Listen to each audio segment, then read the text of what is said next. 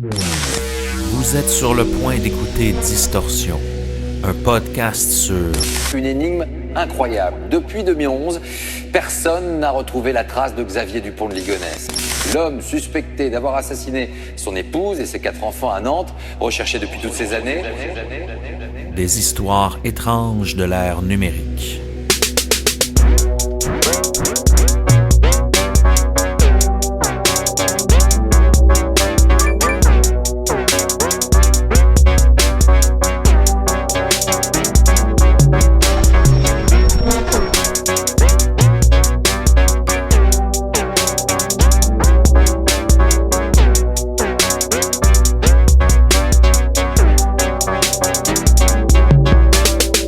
En 2011, une famille entière est retrouvée assassinée dans sa maison de Nantes, en France.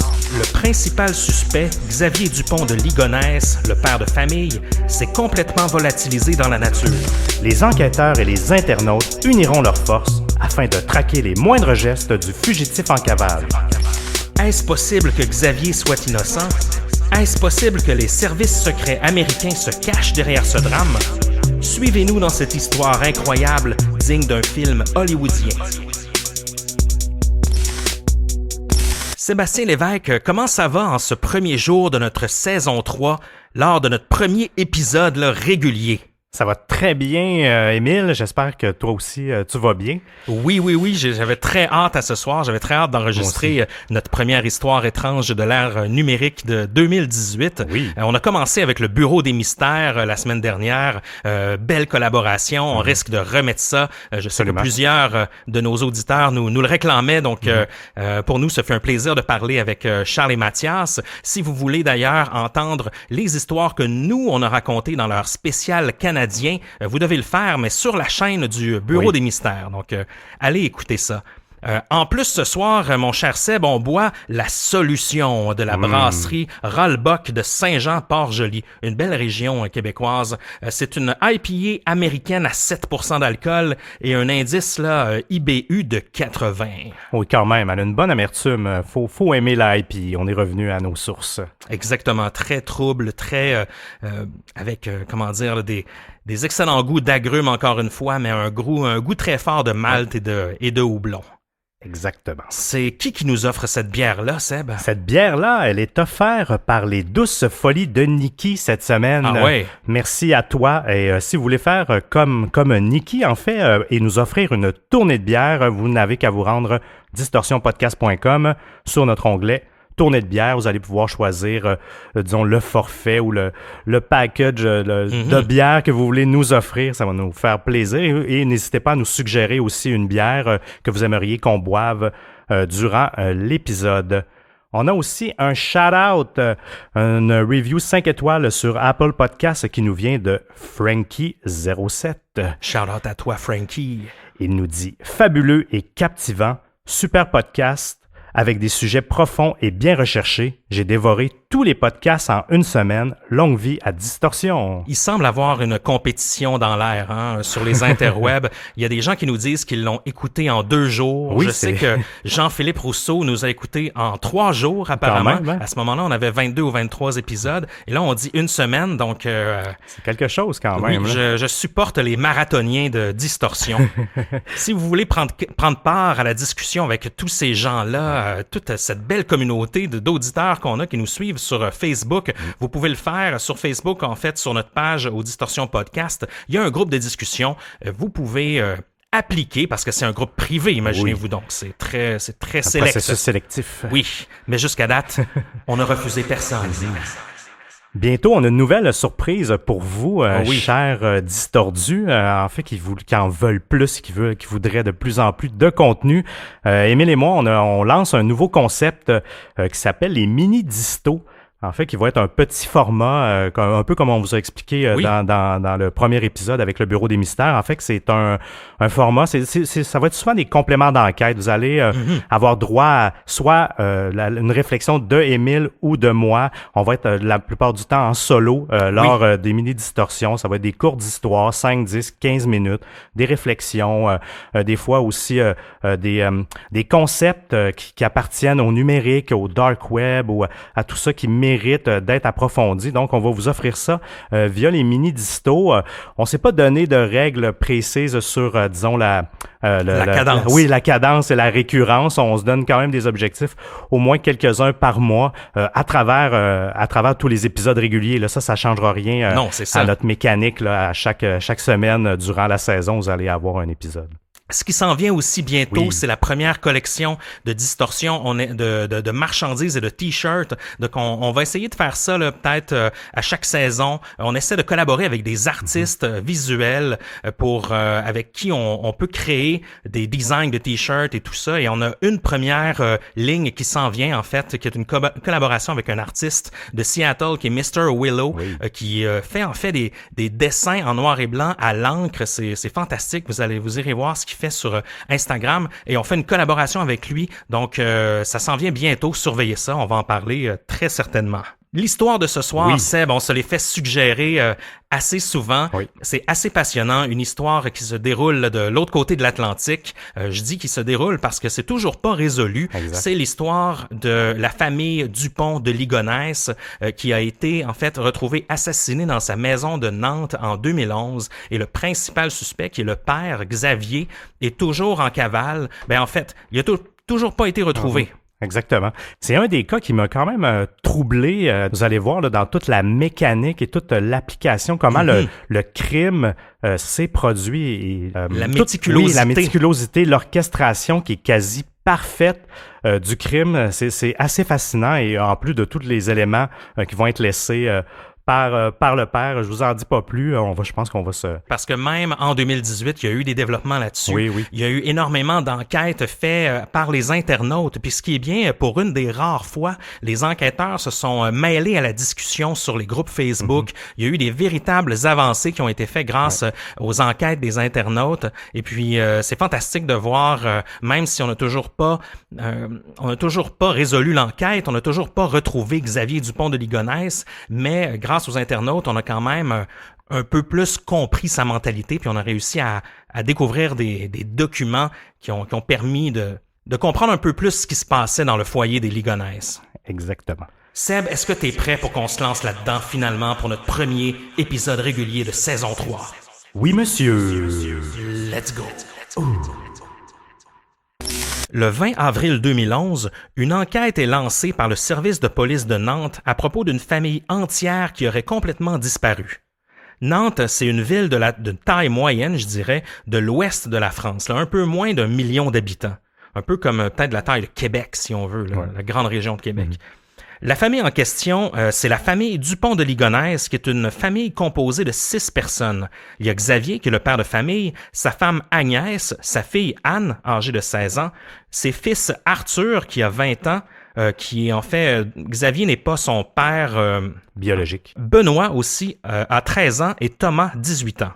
Thomas, lui, il vit à Angers où il étudie en musicologie, mais il manque quand même à l'appel lui aussi. Depuis près de 20 jours, les parents et les amis de la famille n'ont aucune nouvelle. Pourquoi aussi longtemps? Vous me direz avant d'alerter les autorités, vous allez comprendre un peu plus tard. La famille Dupont de Ligonnès est une famille de classe moyenne, même un peu bourgeoise, qui habitait un beau quartier de Nantes. Une famille qui est très éduquée. Les membres de la famille étaient très unis, croyants aussi, ils étaient catholiques. Et Agnès, la femme, enseigne le catéchisme dans une école de Nantes où elle est aussi adjointe. Xavier, lui, est ingénieur de formation, mais il gagne sa vie principalement en démarrant des petites entreprises, dont certaines sont plutôt nébuleuses. On va y revenir un peu plus tard. Donc, ce 20 avril, les policiers arrivent en la demeure des Dupont de Ligonnès et la maison est vide, comme si la famille avait quitté complètement. Quand même assez étrange. Les 2 chiens de la famille sont aussi absents de la maison, ce qui est encore plus mystérieux. Mais détail important, les volets des fenêtres étaient fermés. C'est ça qui a semé un doute là, auprès des voisins, entre autres. Là. Ceux-ci et des amis de la famille ont fini par alerter les policiers après qu'ils n'aient pas répondu à de nombreux appels de leur part. Ils leur envoyaient des textos, des messages sur leur boîte vocale, et puis personne ne répondait.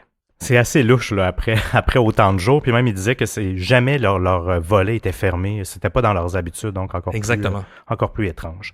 On se retrouve le 21 avril, donc le lendemain de la première visite de la police.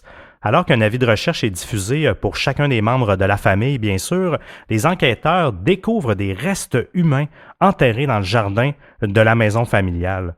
En fait, ils sont allés plusieurs fois, je pense que c'est jusqu'à 5 visites, les policiers, avant d'avoir un indice. Et c'est l'intuition d'une des policières sur place qui a remarqué en arrière, lors de la cour arrière, dans la porte qui menait au sous-sol. En fait, le bol des chiens, elle trouvait qu'il était placé d'une manière pas habituelle. Je pourrais pas vous le décrire. Puis elle est allée comme fouiller, puis elle a gratté. Et c'est comme ça qu'elle a trouvé, qu'elle a vu que la terre était fraîche. Puis en grattant, elle a vu comme du ciment, pas encore totalement figé. Et c'est ce qui a mené à découvrir les dépouilles, donc en fait des 4 enfants et de la mère qui ont été exhumés. Leur fils Thomas, qui n'habitait pas à Nantes, mais bien à Angers, lui aussi se retrouve dans la fosse, mais on voit qu'il n'est pas du même côté en fait, puis il était comme, si on veut, ajouté par-dessus les jours suivants. Comme s'il n'avait pas été enterré au même moment, par exemple. C'est ça. On va aussi y trouver les cadavres des 2 chiens de la famille qu'on recherchait. La fosse où ont été dissimulés les cadavres ne contient aucun autre corps, donc c'est seulement la famille qui a été retrouvée. Le corps de Xavier, par contre, le père de famille, lui, n'est pas là. Dans ce cas-ci, ce dernier devient donc un témoin clé, et je vous dirais même le potentiel suspect de la chose. L'enquête, bien sûr, bascule au niveau criminel, donc c'est plus une disparition, c'est maintenant, on recherche un meurtrier, ou du moins un ou des meurtriers, mais le père qui est toujours absent. On revient à la fosse en question. C'est une fosse artisanale, en fait, qui a été creusée à la main sous la terrasse de la maison. Il n'y a que quelques pieds d'espace pour creuser. Là, c'était 1 mètre, 1 mètre et demi environ, là, 1 mètre 2. C'était pas très, très grand. Là. Ça a dû être assez compliqué de faire toute cette manipulation-là. Mais c'était vraiment pas dans une position, disons, adéquate pour faire ce travail-là. Par contre, le travail a été très, très bien exécuté. La fosse est bien profonde. Il y a aussi des débris et d'autres objets qui ont été posés par-dessus, disons, pour dissimuler le tout. Ça représente des heures et des heures de travail pour un seul homme, un travail qui peut difficilement se faire aussi à l'abri des regards dans la cour. J'avoue que ça aussi, c'est tout de même étrange.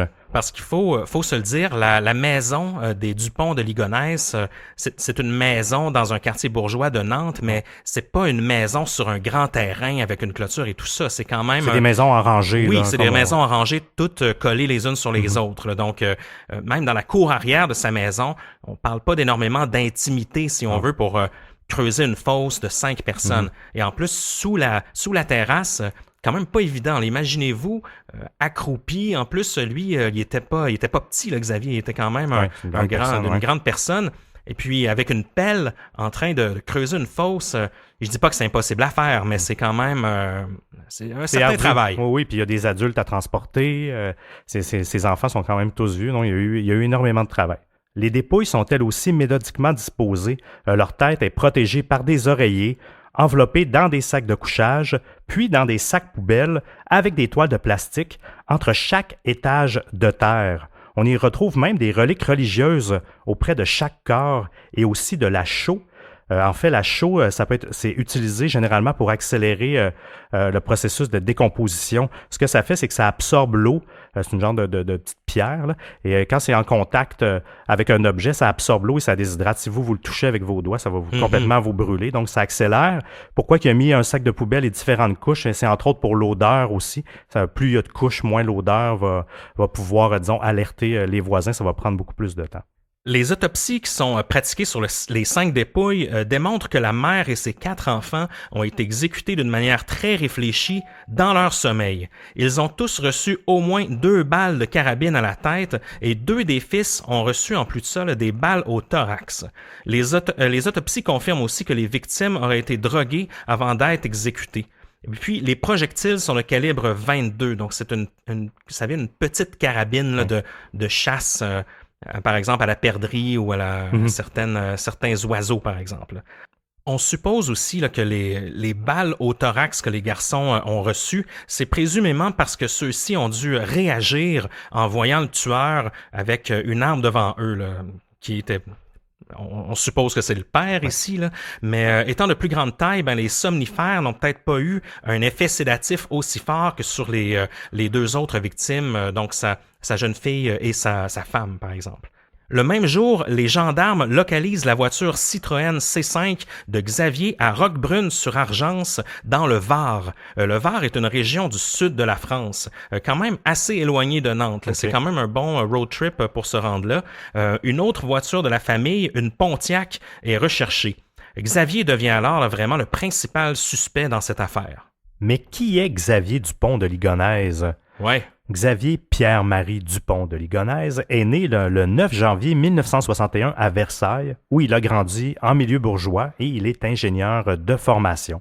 Un peu comme on vous mentionnait plus tôt, il avait des occupations professionnelles assez floues, mais il agissait souvent comme quelqu'un au développement des affaires ou comme un commercial, comme vous dites en France.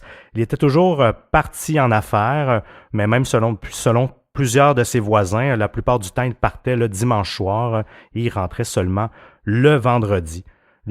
C'était quelqu'un qui était qui était continuellement sur la route pour les affaires. Il a créé plusieurs petites entreprises, mais qui n'ont jamais eu de grand succès. On y reviendra.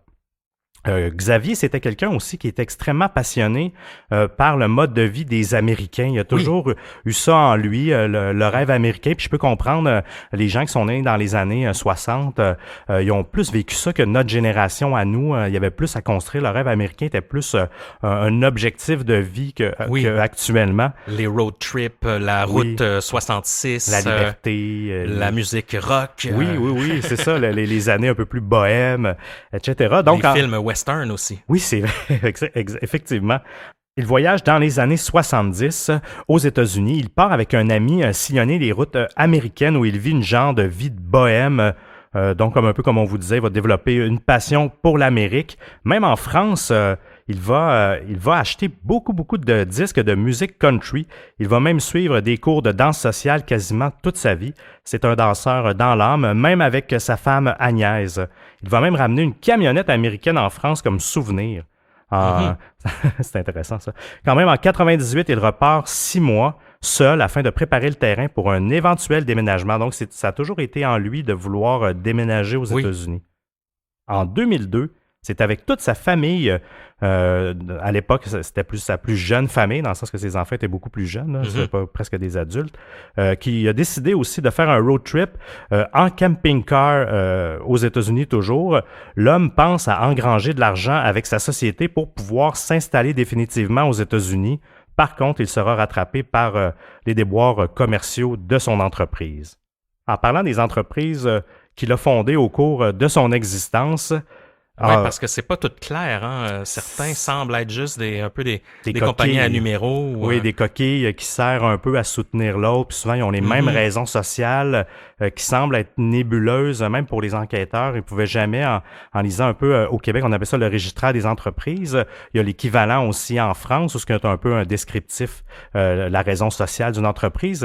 Et tout ce qui a été indiqué, on pouvait jamais déterminer exactement l'objectif même de l'entreprise.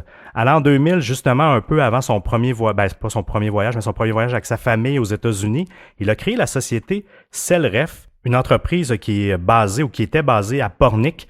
Donc, comme un peu comme je vous disais, on n'a jamais trop su le but des activités. En 2012, l'entreprise a été liquidée, donc il y a eu un avis de justice étant donné qu'il n'y avait plus d'action sur l'entreprise. Elle avait une dette de 76 000 € sous son actif, donc on voit que c'est quand même une grosse dette, là, 76 000 € là, pour une petite entreprise qui avait pratiquement pas d'employés. En 2003, il a créé une autre société aux États-Unis qui s'appelle NetSurf Concept, qu'il a basée à Miami. Curieusement, celle-ci, elle avait la même raison sociale que Celref, mais elle n'a jamais été active depuis 2006. Donc, l'entité était ouverte, mais il n'y avait pas d'action qui était même, de ce que j'ai lu, elle était encore ouverte. Aux États-Unis, ils ne l'ont pas fermée, même s'il n'y a aucune activité depuis 2006. Ensuite, la route des commerciaux. Ça, souvenez-vous-en, parce que c'est un item assez important qu'il a bâti. Elle était sous la même adresse que Celref. En fait, la route des commerciaux, il a passé beaucoup de temps là-dessus. C'est un genre de guide d'hôtels et de restaurants qui voulait faire un genre de portail sur le web qui allait servir aux gens d'affaires, un peu comme lui, aux commerciaux, en fait, qui voyagent beaucoup sur la route. Puis c'était pour un peu faire avoir des rabais, des choses comme ça. Donc lui, il essayait de faire des prospectus, aller dans les restaurants, les hôtels et leur vendre ce package-là pour qu'il soit sur son portail et ensuite attirer les commerciaux. et qu'eux vont aller chez ces clients-là. Ça n'a jamais vraiment fonctionné, même qu'il s'est, on va y revenir plus tard, là, mais il s'est enfoncé carrément dans les dettes avec ça. Il a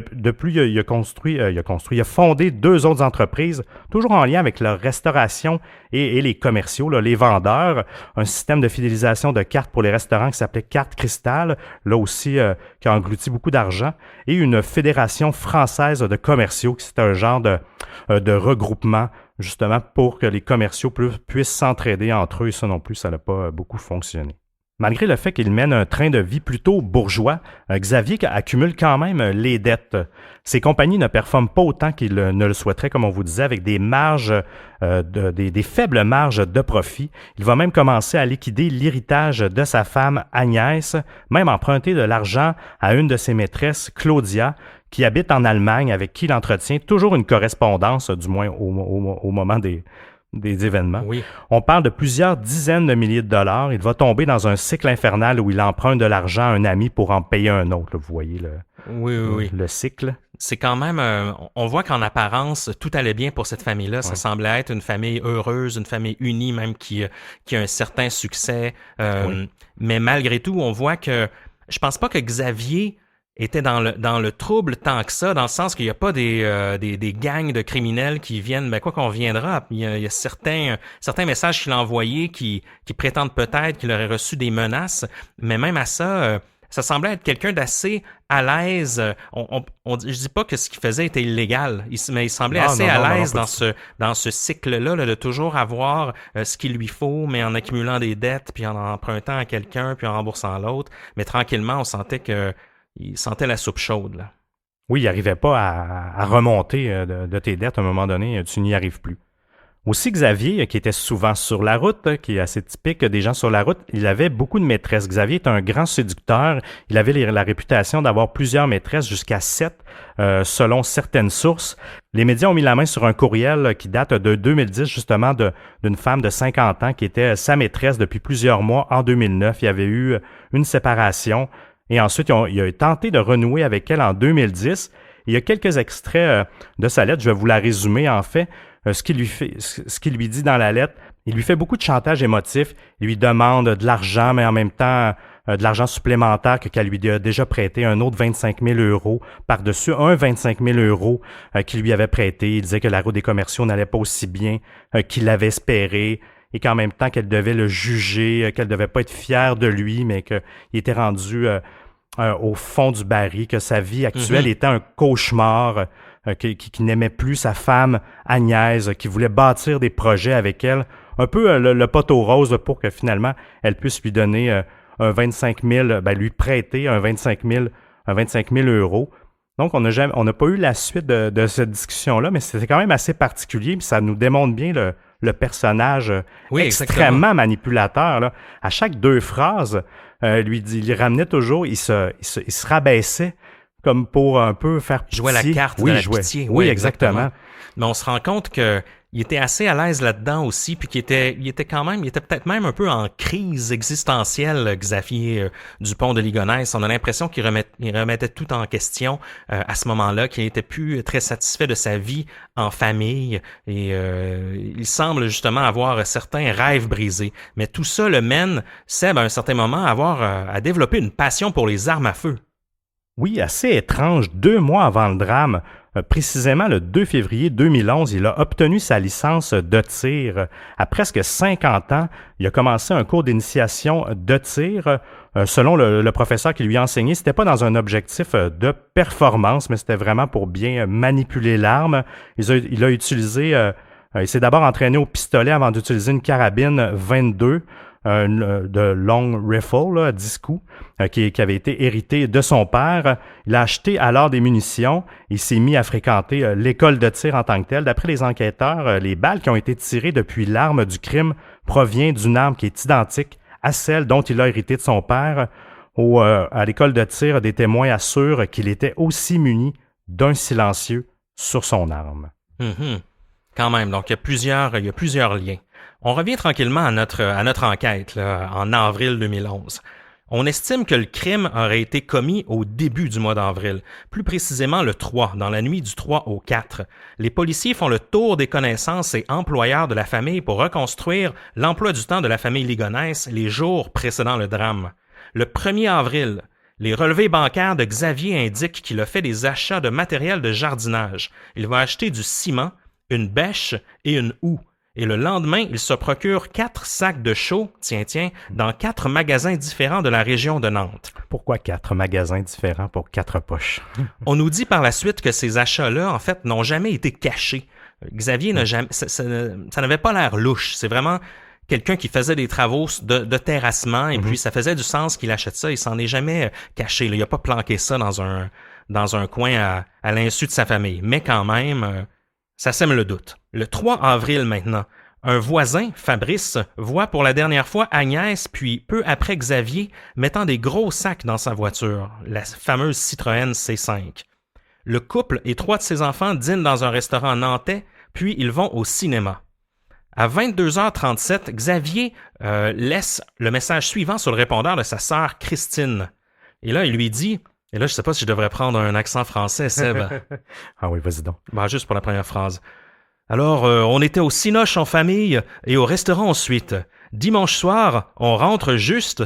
Donc, je t'ai envoyé un petit truc pour te demander si c'était trop tard pour le téléphone. Et puis là, je vois que tu es sur ton répondeur. Mais bon, il n'y a pas vraiment de jargon français, donc le plaisir n'est pas le même. Et là, il lui dit...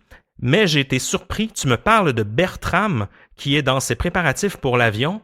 Ah, donc, je croyais qu'il venait d'arriver. Bref, un message assez commun. Et il lui dit, voilà, je t'embrasse, si c'est pas trop tard, tu me rebipes ou tu m'envoies un petit SMS et je te rappelle. Là, je vais coucher les enfants, dire bonsoir à tout le monde. À tout de suite, peut-être. Donc, tout semble normal le jour présumé du meurtre. On est à 22h37 quand il envoie ce message-là sur la boîte vocale. Bertram, pour vous préciser, c'est le mari de sa sœur, en fait. Ah, OK. Mais c'est quand même louche parce qu'il dit « Là, je vais coucher les enfants ». Mais ces enfants, on s'entend que c'est presque des adultes. À part une ado. Oui, il y a une ado, deux ados dans le groupe, oui, 16 ans. Mais coucher les enfants... tu bordes plus tes enfants à cet âge-là. Exactement. C'est étrange. Mais métaphoriquement, si c'est bien lui qui les a assassinés, coucher les enfants a une toute autre signification ici. Mais dans cette soirée-là, ils sont allés au resto, ils sont allés au cinéma par la suite. À 22h37, il a appelé sa sœur. Le 4 avril maintenant, les enfants sont absents à l'école pour cause de maladie. Agnès ne se présente pas non plus au travail à l'école Blanche de Castille.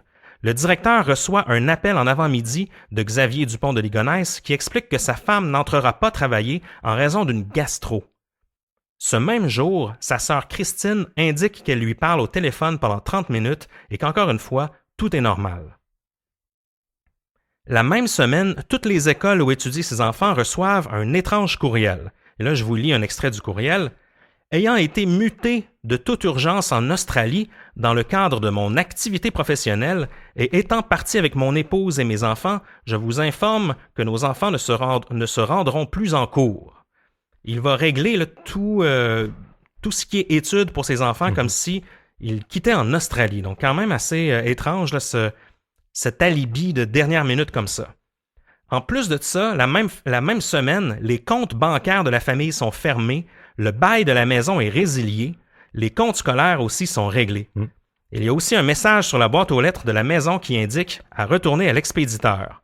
Même les comptes Facebook de la famille sont désactivés. Le 13 avril, quelques jours plus tard, les policiers viennent une première fois qu'ils sont alertés par une voisine couturière. Ils constatent la maison complètement vide, nettoyée, il n'y a plus de photos sur les murs et ils ne lancent pas tout de suite d'avis de recherche malgré qu'ils considèrent la situation étrange. Ça a tout l'air d'une famille qui a déménagé. Il n'y a pas de scène de crime là-dedans. Dans la même semaine, il y a 9 proches de Xavier qui reçoivent une étrange lettre dactylographiée datée du 8 avril, envoyée par la poste et qui est digne d'un scénario hollywoodien. Et Seb, j'aimerais ça que tu nous parles de cette lettre-là.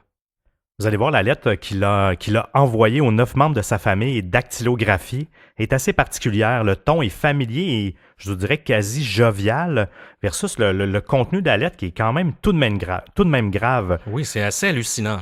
C'est particulier. Là. Je vous lis le premier paragraphe intégralement. Coucou tout le monde!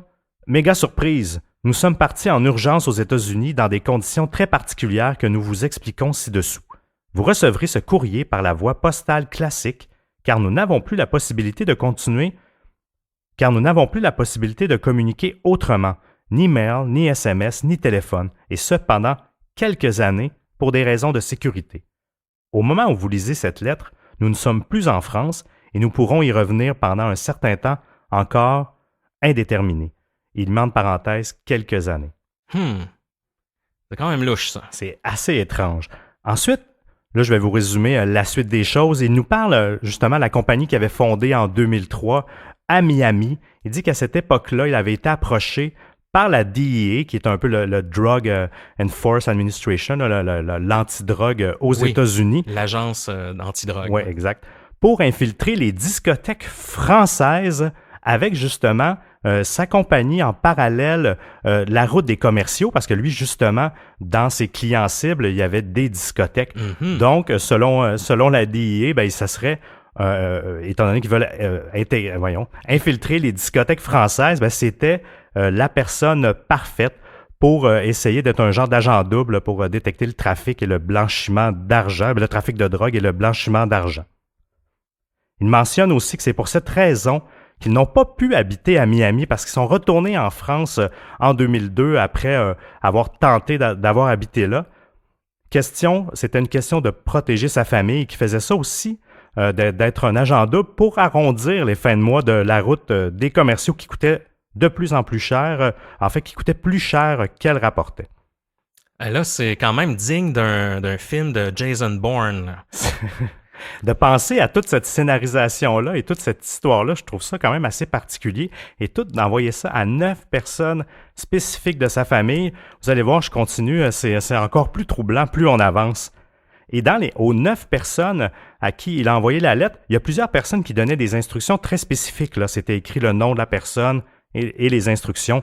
Il donnait par exemple d'aller récupérer les meubles, mais toutes les actions qu'il demandait de faire à la maison, c'était toujours avant le 31 mai. Il fallait que tout ça soit fait avant le 31 mai, sinon la DEA, les Américains allaient venir dans la maison et faire le ménage et il ne voulait pas que ça soit la DEA qui fasse le tout parce que pour lui, il ne ferait pas le travail comme il faut, puis il y a des choses de la famille qu'il préférait qui appartiennent à la famille. Il mentionne même dans un des paragraphes de ne pas porter attention aux fouillis sous la terrasse. Je vous rappelle que les corps ont été retrouvés sous la fameuse terrasse. Il demande aussi de passer le mot aux autres membres de la famille, bien sûr, pour pas que la famille s'inquiète de leur absence. Et aussi, il donne une indication assez particulière de ne pas mentionner leur départ sur Facebook, mais surtout aux enfants, parce que c'est eux qui sont plus, habiles ou du moins qui ont tendance à faire ça sur les réseaux sociaux, que les enfants ne mentionnent pas le départ de leurs cousins-cousines. Il dit aussi que la version officielle, c'est qu'ils ont été mutés en Australie, comme le courriel qui est envoyé officiellement aux écoles des enfants. Et il conclut, ça c'est encore plus drôle si on veut, qu'ils vont avoir de la difficulté à s'habituer à leur nouveau nom parce qu'ils changent d'identité et qu'ils vont avoir tellement de choses à vous raconter plus tard. C'était la lettre qu'il a envoyée. Mettez-vous à la place d'un membre de la famille qui reçoit ça. C'est tout de même assez particulier. Oui. Il y avait même le témoignage de sa sœur qui était restée pantois, mais qui croit à cette théorie-là qu'il a été, qui était vraiment un agent qui serait disparu.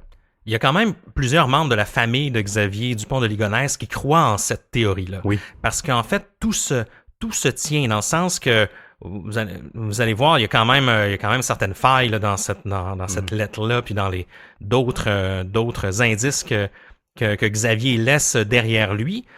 Mais on voit que ça amène un certain réconfort auprès des proches de Xavier après le drame. Certains vont croire dur comme fer à cette histoire-là, parce que d'une certaine façon, ça impliquerait que une agence américaine est peut-être derrière le meurtre, c'est peut-être un camouflage, c'est peut-être pas les vrais corps qui sont enterrés là. Donc, ça laisse place à plein de scénarios dignes d'une conspiration. Mais moi, ce que ça m'indique de mon côté, puis tu me diras si tu es d'accord avec moi, Seb, c'est ça a tout l'air de quelqu'un qui veut gagner du temps. Dans le sens qu'au début, ça commence, c'est les messages à l'école aux employeurs de Agnès. Ah, ben, elle a une gastro.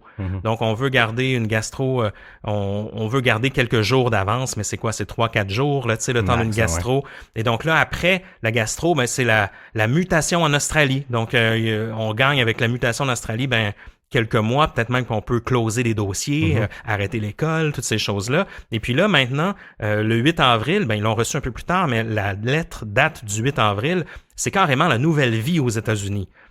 Donc, c'est là que moi, ça me fait douter énormément, parce que si la DEA était derrière ce camouflage-là, ben de un, on aurait trouvé un 6e corps dans la fosse. Oui, ben on aurait sans doute trouvé un corps pour Xavier, parce on l'aurait inclus dans tout ce... Comment dire, tout ce setup, toute cette mise en scène. Oui, parce que techniquement, c'est la raison pourquoi ils ont précipité son déplacement aux États-Unis, c'est qu'il y a un procès qui s'en venait, puis il était devenu un témoin clé et il commençait à être suspecté supposément comme étant un agent double, donc il voulait accélérer le processus pour le protéger. Donc, il y a plein d'éléments douteux dans la lettre. Tu sais, on l'analysera pas au complet, mais il y a plein de choses qu'on peut remettre en question. Est-ce que, justement, la DEA lui permettrait d'envoyer une telle lettre? Pas sûr. Je suis pas sûr que tu peux envoyer une lettre postale comme ça pour annoncer ton truc. Je suis pas sûr que ça serait fait comme ça. Je suis pas sûr que la DEA non plus aurait donné des somnifères à la famille avant de les exécuter, parce que ça, c'est sorti dans les autopsies. Selon moi, si une agence gouvernementale ou une agence privée ou que les gens de Lake City Quiet Pills font un travail d'exécution, il y aura pas de somnifères avant. Ça va être une autre technique. Donc, il y a plusieurs éléments là, qu'on peut remettre en question dans cette lettre-là, mais quand même assez fascinant. Si vous voulez la retrouver, le site de Figaro l'a scanné sur le web. Là, vous avez juste à taper lettre Xavier Dupont de Ligonnès Figaro. Vous allez la trouver. Si vous voulez la voir intégrale, elle a 4 pages. Et là, Émile, tu vas nous parler de sa cavale à notre cher Xavier. Oh oui. Oh.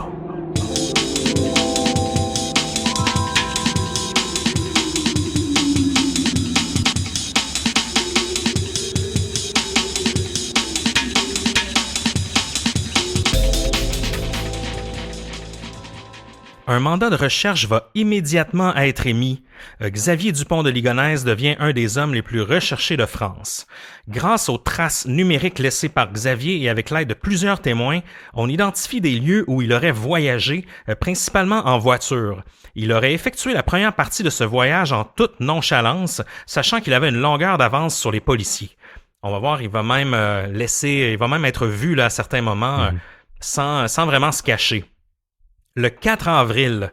Donc, le 4 avril, c'est apparemment le lendemain de la tuerie. En fait, ce qui arrive, c'est que Xavier, on se rappelle que son fils Thomas, lui, il étudie à Angers. Donc, il n'était pas à Nantes, théoriquement, cette soirée-là. Il aurait peut-être même été exécuté plus tard. Puis, on le sait, la fosse dans laquelle il était enterré était légèrement séparée. Là. Elle semblait avoir été creusée à un moment différent. Donc, le 4 avril, supposément le lendemain de la tuerie de Nantes, Xavier dîne en tête-à-tête avec son fils Thomas dans un restaurant gastronomique de la périphérie d'Angers. Le Cavier La Croix Cadeau, le nom du restaurant. Les deux serveurs se souviennent que le jeune homme de 18 ans ne se sentait pas très bien vers la fin du repas et que le dîner était des plus silencieux. Le jeune homme serait même sorti prendre l'air au cours du repas. Étrange. Est-ce qu'il aurait été drogué avant le repas ou pendant le repas? Oui, bonne question, parce qu'on sait que ils ont tous eu du somnifère là, dans le sang avant de mourir. Puis je pense que justement, Xavier voulait pas faire l'erreur qu'il avait fait avec les deux autres garçons, qu'il n'en avait pas assez donné et qu'il a dû leur tirer dans le thorax, si bien sûr Xavier a fait la chose. Là. Donc c'est peut-être, il a peut-être prévu le coup en lui en donnant avant le repas et peut-être par la suite à la maison. Peut-être bien. Le 5 avril, un ami de Thomas, qui est aussi étudiant en musicologie, comme lui, affirme que Thomas a passé l'après-midi du mardi en sa compagnie dans son domicile d'Angers où ils ont fait de la musique et regardé la télévision. Il s'apprêtait à passer la nuit chez son ami quand Xavier aurait appelé son fils pour qu'il rentre à Nantes au chevet de sa mère Agnès, qui aurait eu, elle, apparemment, un accident de vélo. Thomas a dîné rapidement chez son ami, puis a pris le train vers 22h. Mon dîner à la française, donc il a soupé. Le lendemain, son ami cherche à avoir des nouvelles, mais il se fait juste répondre des très très courts SMS, comme par exemple « Je rentre pas chez toi, je suis malade » ou encore « Malade à crever, je ne vais pas en cours ». Donc, 2 jours après le départ de Thomas, son ami reçoit un autre SMS qui lui dit « Je n'ai plus de batterie, mon père va me chercher un nouveau chargeur. » Puis, l'ami de Thomas n'a plus de nouvelles de la famille. C'est potentiellement cette nuit-là que Thomas sera aussi assassiné. Dans cette même semaine, des voisins vont entendre les chiens de la famille hurler pendant 2 nuits. Et après ces 2 nuits-là, il n'y aura plus un bruit qui va se dégager de la maison Dupont de Ligonnès. Assez traumatisant tout ça.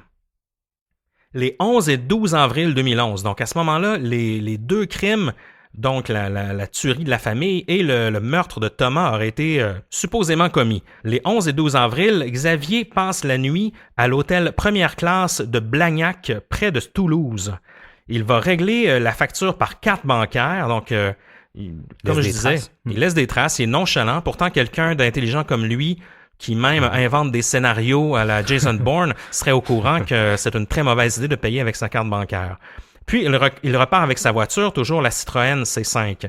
Le 11, l'établissement scolaire d'Anne et Benoît reçoivent un courrier dactylographié signé de la main de leur père, indiquant que les 2 enfants devaient quitter principalement leur école à cause d'une mutation professionnelle urgente en Australie. Le chef de l'établissement catholique Blanche de Castille, qui emploie Agnès, sa femme, comme adjointe à la vie scolaire, reçoit de son côté une lettre de démission signée de son nom, évoquant également la même histoire. Étonné, le directeur tente de la joindre par téléphone, mais sans succès. Donc, il va laisser l'air de rien, c'est des alibis, toutes ces histoires-là, mais ça laisse des traces aussi parce que il envoie des SMS aux amis de Thomas, il envoie des emails, il va utiliser la poste pour envoyer une lettre. Donc, on dirait qu'il est pas vraiment soucieux de se cacher. Les 12 et 13 avril, Xavier dîne seul et dort dans une auberge du Pontet, dans le Vaucluse. Donc, il continue son road trip vers le sud de la France. Il a fait le trajet encore une fois dans sa voiture. Le 13, des voisins, inquiets de voir les volets clos de la maison familiale depuis plusieurs jours, vont appeler la police nantaise, comme on vous a parlé un peu plus tôt. La voiture de la mère, elle, est restée garée dans la rue en face de la maison. Le 14 avril, Xavier effectue un retrait de 30 € à un distributeur de billets à Roquebrune-sur-Argence, dans le Var, donc cette région du sud où elle a été vue la dernière fois. On le voit quand même souriant à la caméra du distributeur. Oui. Et toutes ces images-là, vous pouvez les trouver sur YouTube. Après avoir passé la nuit dans l'hôtel Formule 1, donc une grande chaîne d'hôtels, Xavier Dupont de Ligonnès, je dis grande chaîne, ça ne semble pas prestigieux du tout, là, mais ça semble être... Ils ont du volume d'hôtel. Oui, exactement. Xavier quitte seul sa chambre et abandonne à proximité son véhicule, la Citroën de couleur bleu métallique. C'est la dernière fois qu'il a été vu.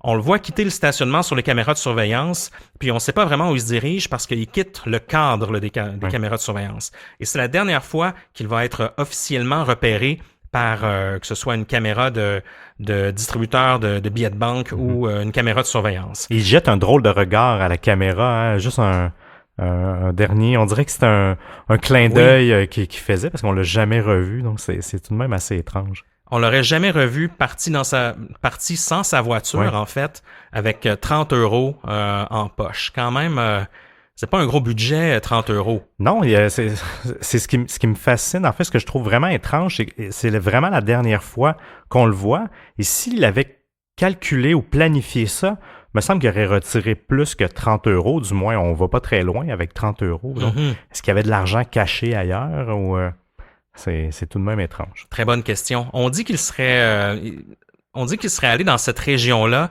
parce qu'il était déjà allé avec sa famille auparavant, puis c'est un endroit où il se sent bien, où lui, il trouve beaucoup de bonheur. C'est de toute beauté la route dans ce coin-là.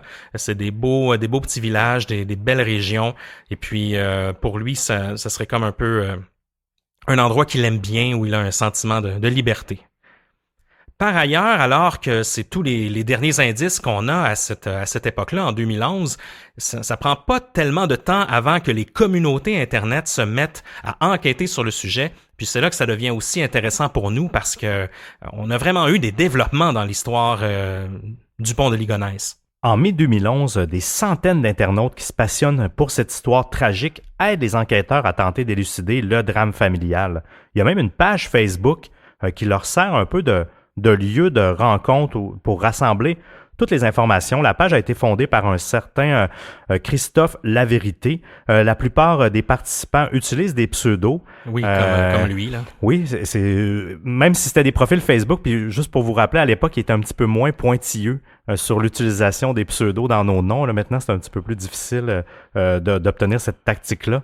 Après un certain temps, alors que la page gagne énormément d'attraction, il y a même des haters qui se mêlent à la discussion, on s'y échappe jamais. La page est mise en veille. L'enquête est regroupée sous un groupe privé où les membres, là, ça c'est intéressant, doivent voter entre eux pour se faire accepter. Donc, un peu le même processus, là. Donc, comme ça évite... Encore plus sélectif que le groupe de discussion de distorsion. C'est pour éviter les trolls.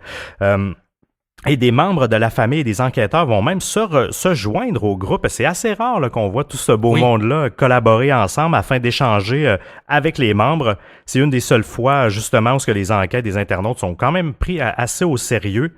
Ils vont jouer même un rôle critique pour traquer tous les messages que Xavier a pu poster et sa femme sur les différents forums et même que Xavier a pu poster durant sa cavale, on vous a parlé un peu plus tôt.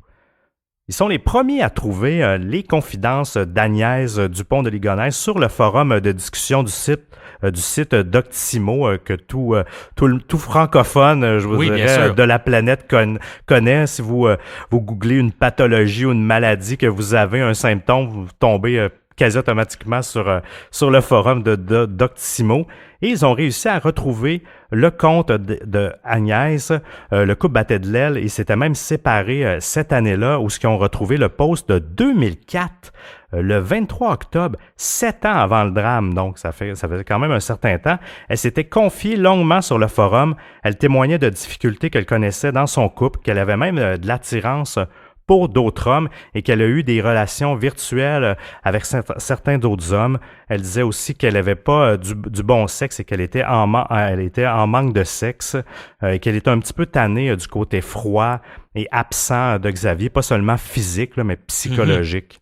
Elle mentionne même, entre autres, que son mari lui aurait dit qu'une mort collective de toute la famille ne serait pas une catastrophe dans les discussions.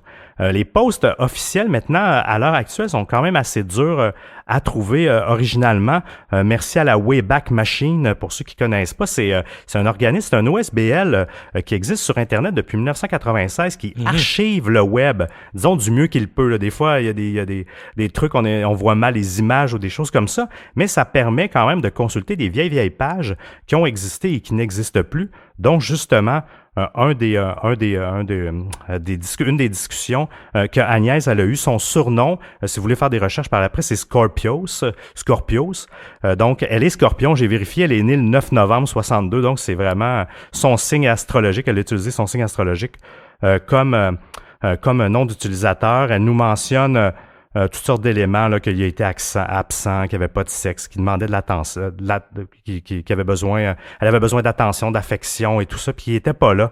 Et il demande toujours de l'aide. Et il y a beaucoup de discussions entre les internautes à propos de ça qu'elle devrait discuter. Ça avance beaucoup plus loin, toujours pas, même on a la suite quand il revient de voyage, elle tente d'avoir une discussion avec lui sur leur avenir, il n'y a rien qui fonctionne. Même dans d'autres publications, en novembre 2004, un petit peu plus tard que ça, elle dit qu'elle en a marre de son mari, que ça fait 4 ans qu'elle essaie de monter sa boîte, qui puise dans son argent. Elle aussi, c'est vrai que pour elle, ça doit être assez épuisant. Son mari, il se plaint toujours des problèmes d'argent, puis il pige dans son héritage. Oui. Donc, elle n'en peut plus.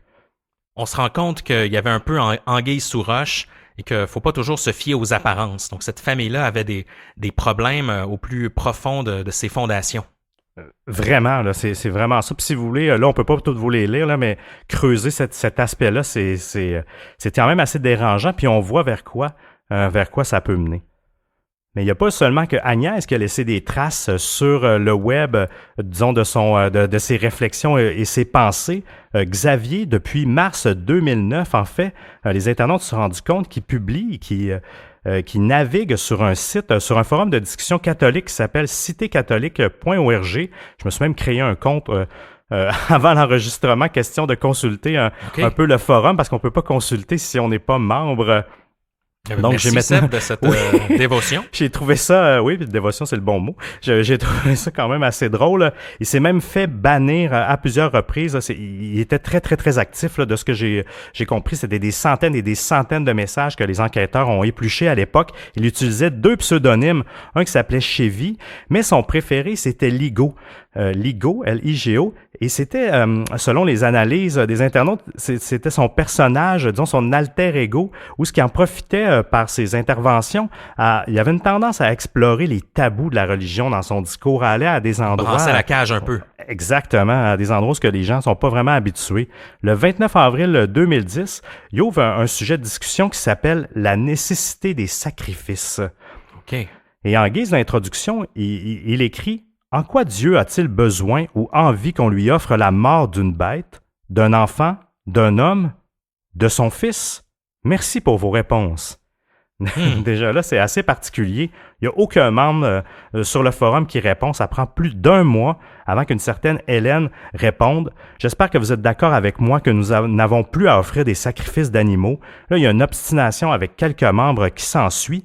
Et une des choses qu'il dit qui est assez troublante dans cette discussion-là, si Dieu ne demande pas de sacrifices humains, il les agrée de toute façon. Donc, s'il les agrée, ça veut dire qu'il est d'accord. Donc, il accepte. Oui, il les cautionne. Donc, ça parle, je veux dire, de la manière qu'il aurait tué sa famille. Ça ressemble tout de même à un sacrifice. Mm-hmm. Donc, c'est comme s'il avait un peu présagé, ou disons, cautionné ce qu'il allait faire dans le futur. Pour lui, c'est un peu normal. Puis, je trouve qu'en questionnant les gens, c'est peut-être un peu pour approuver ce qu'il allait faire, ou du moins sa pensée par rapport à ça, malgré que personne n'était d'accord avec lui sur ce point-là. Faut pas oublier qu'il y avait des reliques religieuses d'inclus dans les dans les dépouilles, près des dépouilles, dans les espèces d'emballages des cadavres là, qui... Donc, on se rend compte que, justement, par ces messages-là retrouvés par les internautes, que Xavier avait certains problèmes aussi avec sa foi. Il remettait en question sa foi catholique. Il allait, comme tu dis, il postait des centaines de messages. Toute la semaine où il était en cavale, dans cette semaine-là, il a posté plusieurs messages. Très étrange, tout ça. Je pense, Seb, qu'on a fait le tour un peu des faits entourant cette histoire-là. Oui. Mais il nous reste tout plein de théories, puis évidemment d'autres hypothèses à amener sur ce sujet-là. Pour commencer, j'aimerais là, qu'on se dise, en fait, est-ce qu'on a des raisons de croire qu'il n'est pas responsable du drame? T'sais, là, jusqu'à date, ça semble être le crime parfait. Il semble être le suspect parfait aussi. En plus, il est introuvable. Est-ce que ça se peut que ce soit pas lui? En fait, il y a plusieurs théories. Tu me diras qu'est-ce que toi t'en penses, mais... On en a parlé un peu plus tôt, il y a plusieurs membres de sa famille qui croient encore qu'il est innocent. Donc, sa mère, sa sœur Christine et aussi son beau-frère. Même, eux, ils vont même croire que les cadavres retrouvés ne sont pas ceux de la famille Dupont de Ligonnès. Ouais. On explique que justement, il y a des différences de poids et de taille entre les papiers officiels de la famille et les rapports d'autopsie, puis aussi ce que les policiers ont rapporté. Donc, c'est quand même assez étrange. Je sais qu'il y a des choses qui s'expliquent là-dedans au niveau des tailles, des poids. Bon, c'est sûr que un cadavre après certains jours, en plus accéléré par de la chaux, ça se peut qu'au niveau du poids, ce soit pas similaire. Oui, il a presque été 3 semaines enterré. Là, oui, donc, c'est ça, exactement. C'est même possible que au niveau de la taille, faut pas oublier que les papiers officiels, c'est souvent des indications. Par exemple, notre grandeur, c'est des choses qu'on déclare nous-mêmes. Oui, c'est toi qui l'écris là sur ton permis. Oui, exactement. Donc ça, est-ce qu'on peut vraiment croire dur comme fer à tout ça? On n'est pas mesuré à chaque fois qu'on prend une photo de passeport ou à chaque fois qu'on passe un permis de conduire, par exemple. Non, exact. Moi, j'ai eu la mauvaise taille pendant 20 ans sur mon... Oui, ben oui, possible. Personne aussi n'a identifié le corps visuellement, c'est-à-dire que la famille n'a jamais été appelée à la morgue pour identifier les corps. Ça, c'est étrange quand même. Quand même. Et toutes les autopsies, donc les 5 corps retrouvés, ont été faites le même jour, qui est quand même... Beaucoup de travail, oui. Exactement. Oui, je lisais que ça pouvait amener à faire des erreurs, justement, parce qu'il y a une surcharge de travail, là, on devient fatigué, donc ça pourrait aussi expliquer les divergences dans les données. Faut pas oublier non plus qu'il n'y a aucune trace d'ADN ou autre empreinte digitale qui a été retrouvée sur la scène de crime, la liant à Xavier. Donc, c'est encore une fois, on a une impression de crime parfait. Les achats de jardinage, comme on a parlé un peu plus haut, ils n'ont jamais été cachés par Xavier. Puis aussi, la lettre qu'il a envoyée à ses proches, la fameuse lettre qui explique qui est un peu dans un programme de protection des témoins, pour eux, ça explique tous ses voyages aux États-Unis puis le mystère autour de son emploi. Eux, ils croient qu'il était peut-être un infiltrateur de crime organisé dans les discothèques. La maison vide aussi, par exemple. Le contenu de la maison n'a pas été retrouvé. Qu'est-ce qui est arrivé avec tout ça, avec tout ce qui a été empaqueté? C'est quand même assez mystérieux. Oui, parce qu'il avait donné des instructions à certains membres de sa famille de faire des choses par rapport à la maison, mais on dirait, je suis pas sûr ils l'ont exécuté. Donc, c'est vrai que cette portion-là est tout de même étrange. Est-ce qu'il a tout amené ça dans sa Citroën? Très bonne question aussi. Agnès aurait été aperçue, elle, dans les environs du 5 avril, promenant son chien dans la rue. On dit, je crois qu'il y a 8 témoins qui auraient aperçu Agnès dans les jours suivants. Donc, ça, encore une fois, ça pointe vers la théorie que c'est pas les mêmes corps qui ont été retrouvés dans le jardin. Est-ce que, justement, le meurtre serait une couverture? Le contrat de la DEA, je sais que la mère de Xavier ainsi que sa sœur Christine vraiment y croient parce que selon leurs propos, ils ont révélé qu'à un certain moment donné, il y a eu des graves menaces, même des menaces de mort qui ont été envoyées à la famille, à Xavier plus précisément, et que apparemment que Agnès a même dû changer le numéro de téléphone, changer l'adresse email. Encore une fois, ça pointe encore dans la direction de Xavier et de la théorie là, de la protection des témoins. Là. Je sais pas, qu'est-ce que tu en penses, toi, Seb, de cette hypothèse? Les menaces, est-ce que c'est parce qu'il commençait à devoir beaucoup d'argent à plusieurs personnes? Je me demande si c'était pas plus en lien avec ça que d'autres types de menaces.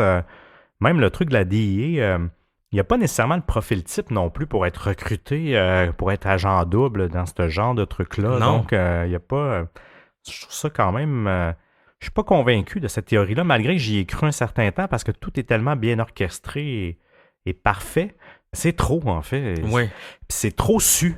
La DEA voudrait pas ça, là, me semble, que tout ça soit tant ébruité. Oui.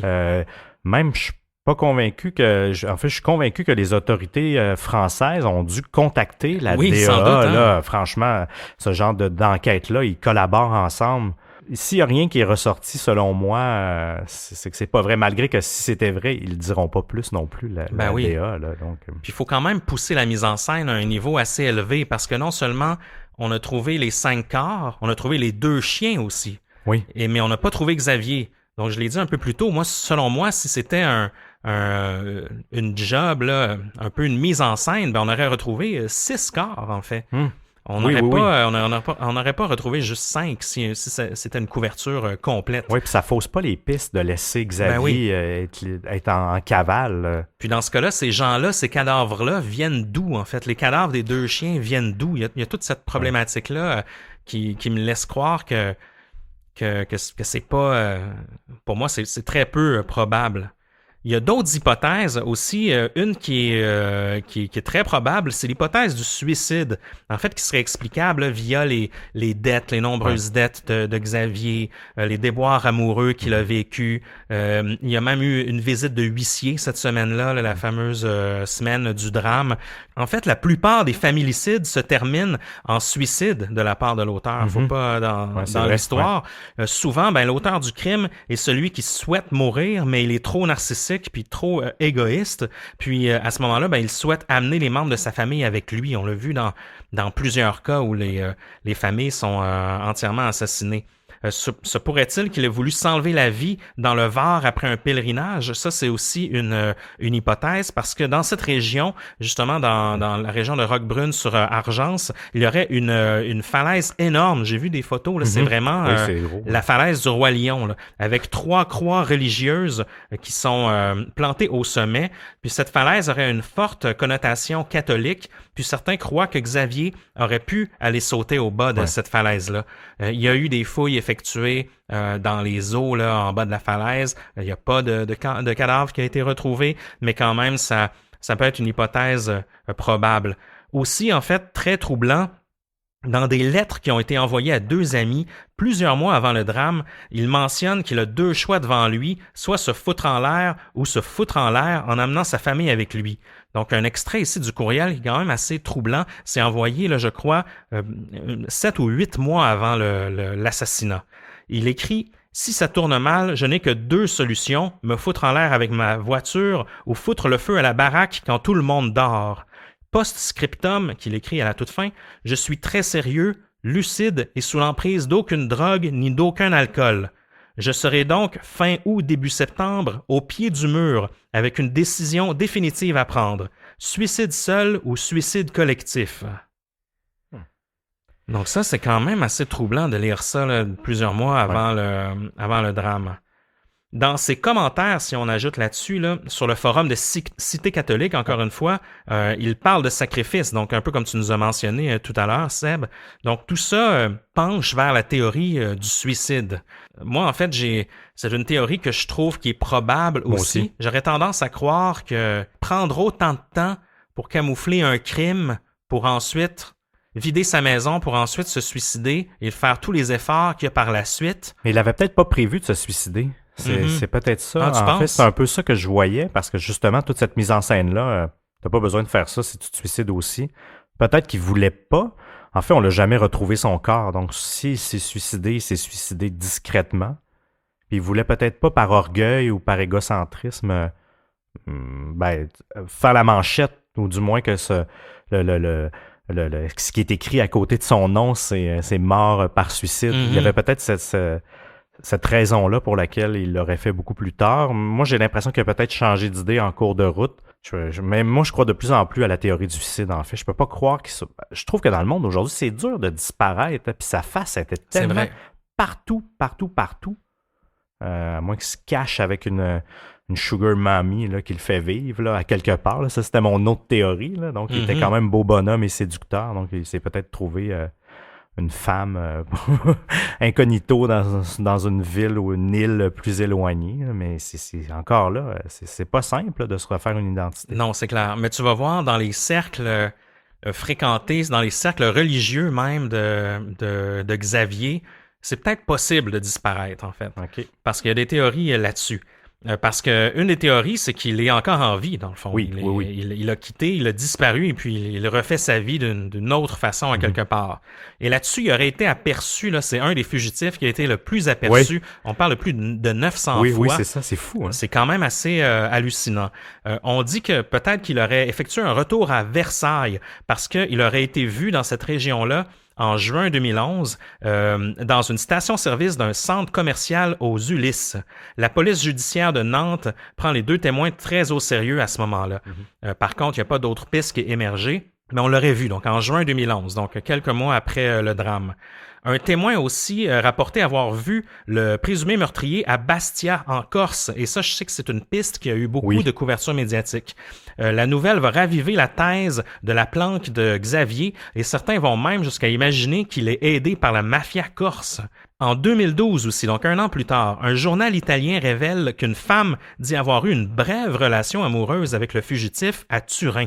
Elle assure même qu'il a escroqué de plusieurs milliers d'euros, cette femme-là, là, avant de s'envoler. Les premiers mois qui ont suivi la découverte des corps sous la terrasse, les témoignages ont afflué de toute l'Europe. Et même à ce moment-là, on était juste en 2012, là, puis il y avait eu 650 signalements là, en 2 mois. Il y a certains qui affirment même l'avoir vu à Saint-Germain-en-Laye, qui est près de Paris, là, en banlieue parisienne. Il y a eu plusieurs investigations aussi qui ont été menées dans les grottes et cavités de Roquebrune sur Argence, où justement il a été vu la dernière fois. Ouais. On aurait même trouvé des ossements à un certain moment, mais on n'a jamais fait de lien avec. Non, ils ont analysé l'ADN, puis c'est pas le sien. Il y a aussi une piste italienne, on en a parlé un peu tout à l'heure, mais qui revient assez souvent. Le fugitif aurait été vu à plusieurs fois par des restaurateurs, par exemple, qui affirment avoir vu l'homme déjeuner dans leur restaurant avant qu'il ne s'éclipse précipitamment. Le physique ordinaire du fugitif fait qu'il est régulièrement signalé. Puis c'est quelqu'un qui peut se dissimuler assez facilement. À ce moment-là, il y avait les cheveux quand même très courts, des lunettes et genre une barbe de quelques jours, mais avec les cheveux longs, il a l'air de quelqu'un de complètement différent, ou même rasé complètement.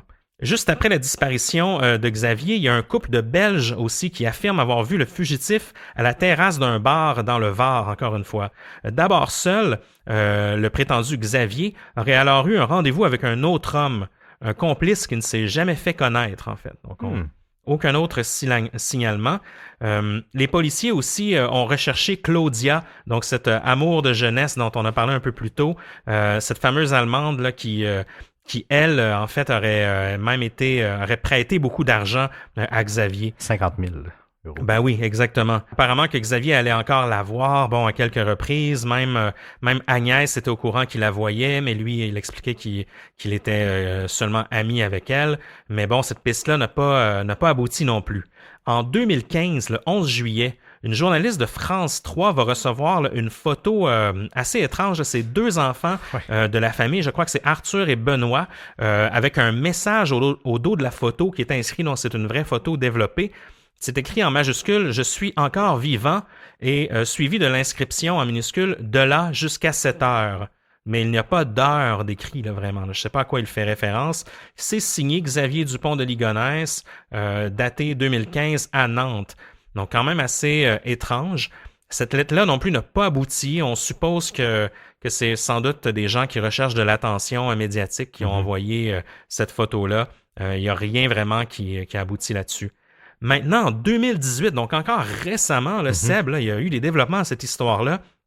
Il y a eu une perquisition dans un monastère. Puis c'est là que je te disais tout à l'heure que la piste religieuse peut être intéressante parce qu'il y a quand même plusieurs monastères dans cette région-là, puis Xavier est très religieux. Donc, le 9 janvier, un mardi, les enquêteurs se sont déployés autour d'un monastère de Roquebrune-sur-Argence dans le cadre de cette affaire-là. Il y a des prêtres qui ont indiqué qu'un homme répondant à la description de Xavier aurait été aperçu portant une robe de moine et cet homme-là ne prendrait pas part à la communion, donc il ne mangerait pas le d'hostie, apparemment. Les policiers sont débarqués, ils ont fouillé, ils ont interrogé tous les moines et ils n'ont pas trouvé le fugitif tant recherché, mais plutôt un autre moine qui lui ressemblait beaucoup, apparemment. Bon, certains vont dire que cette perquisition-là, c'était juste un coup médiatique. Depuis ce temps-là, Seb, mais c'est quand même récent, on n'a pas de nouvelles de Xavier. Non, pas du tout. Donc, c'est toujours un cas à suivre. Mais plus qu'on avance dans la discussion, j'ai de plus en plus l'impression que c'est vrai qu'il est peut-être devenu un moine. J'avoue que t'es entretenu, t'es logé, t'as pas besoin de beaucoup d'argent. Donc, j'ai l'impression que si t'adhères à ça, même si, à la limite, t'as prêché tes péchés, ou du moins... Ils peuvent sûrement t'accepter dans toute cette cavale-là. Sans doute s'ils savent qu'il y a un criminel parmi la communauté, ils doivent avoir devoir de le rapporter à la police. Ils ne sont pas exempts des lois, mais je présume que s'ils ne le savent pas, c'est possible qu'ils ne sachent jamais que cet homme-là soit Xavier Dupont de Ligonnès. Il y en a qui doivent être très renfermés, qui doivent même pas avoir accès aux nouvelles, aux journaux et tout ça. Là. Effectivement, c'est des gens qui sont coupés du monde extérieur souvent, donc ça se peut, comme tu dis, qu'ils n'ont jamais vu d'avis de recherche ou l'actualité, donc pour eux, ce n'est qu'une brebis. Je penche de plus en plus vers cette théorie-là.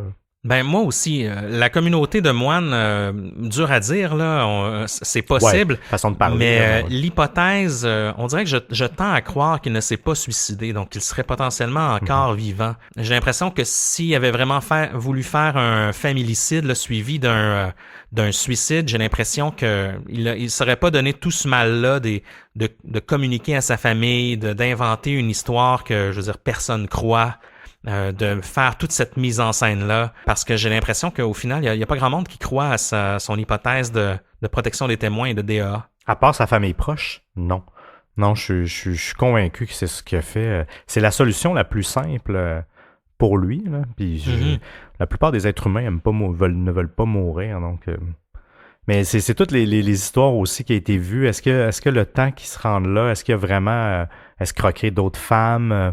Ça non plus. Ça aussi, j'y crois quand même durant peut-être une certaine cavale où ce que là, il s'est peut-être fait plus discret aussi. Puis il y a cet élément-là aussi. Pourquoi cette journée-là, tout a arrêté? Est-ce que c'était justement planifié puis qu'il avait planifié rentrer dans une communauté religieuse cette journée-là? Il a fait un quasi-stunt là, parce qu'il devait suivre un peu l'actualité sur lui. Là. Je suis convaincu qu'à cette époque-là, on se Google. Là, donc, Oui. Il a sans doute réussi son plan. Oui, c'est-à-dire qu'aux yeux de sa famille proche, il est pas coupable. Aux yeux de sa famille proche, c'est une histoire, là, justement, qui est une couverture d'une agence secrète américaine. Puis, en fait, il y aura jamais parti comme ça si ça se continue comme prévu. Il n'y aura pas de procès, donc il n'y aura pas d'accusation. Donc même ses amis, ses familles proches pourront pas vivre le Xavier Dupont de Ligonnès, là, se faire accuser formellement à la télé devant un juge. Donc il a assez brouillé les cartes pour que ce soit assez confus.